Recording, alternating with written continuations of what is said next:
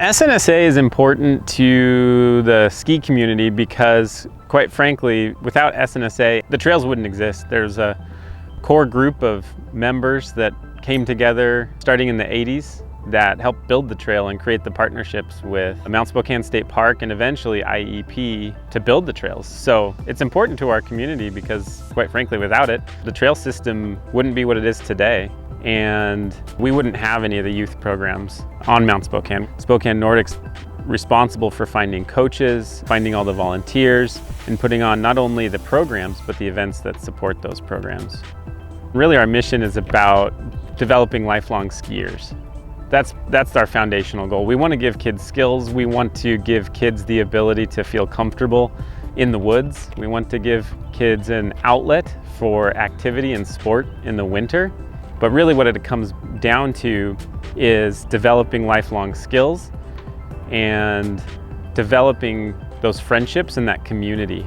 And that's self-evident when you look at skiers as they get older. They come back to the community. They develop friendship from the teams, and those become lifelong friendships. And it becomes a lifelong activity that they can do to stay healthy, get out in the winter, and do with their families when they get older as well. So at the Nordic Kids level, it's basic skills, standing on your skis, forward progression, controlling your speed, learning how to get up from a fall. That's all kind of presented under the umbrella of it being fun. Do you like Nordic Kids? Yeah.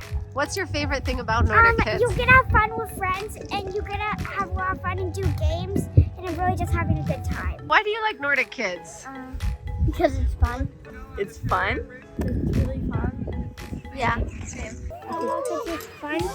You get to do a lot of fun stuff, and it's fun. Because it's fun, and it's fun.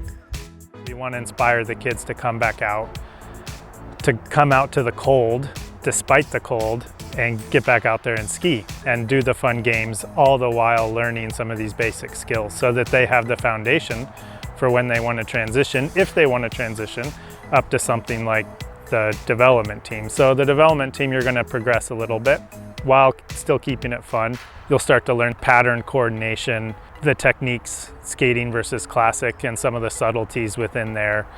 I think balance and coordination, using your poles effectively, they're starting to learn those things on the development team in a more formal fashion. But throughout the whole progression, it is about fun and keeping it fun. What do you like about T-Team? The coaches are all really nice, and it's fun because they challenge us to do better. I just get to ski around, be with friends.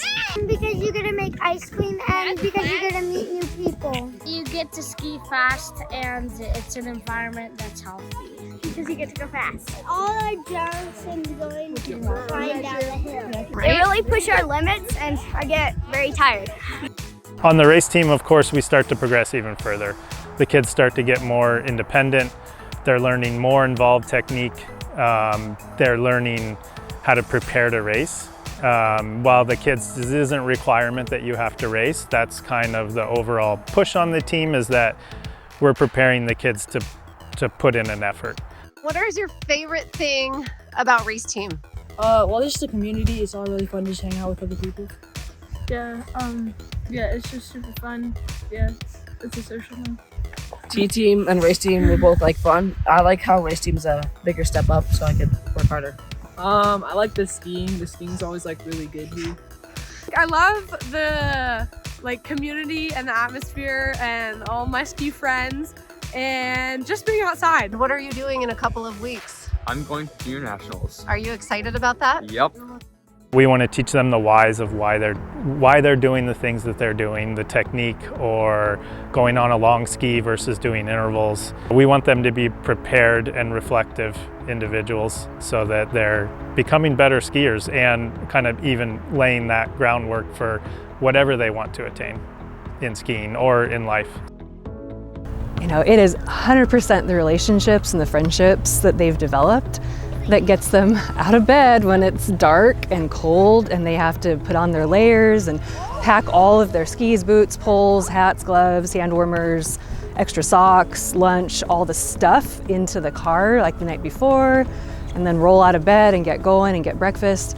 All of that work is worth it because of their friends and because of the experience that they have with their friends in the snow, right? Like they get to go up to this magical place that is Mount Spokane and work out with their friends, feel really good and accomplished after practice, and then to hang out and chill and play. I think they grow best as groups, as most people do. I certainly had my group growing up, a small group that we were friends and competitors. And I think it's the same. You see it with these kids here. There's small groups of kids that are sort of feeding off of each other's energy. And I think it's our job to sort of promote that, to make those groups happen and facilitate them. Spokane Nordic is one of those programs that really guides and shepherds and coaches your kids into a really positive version of themselves.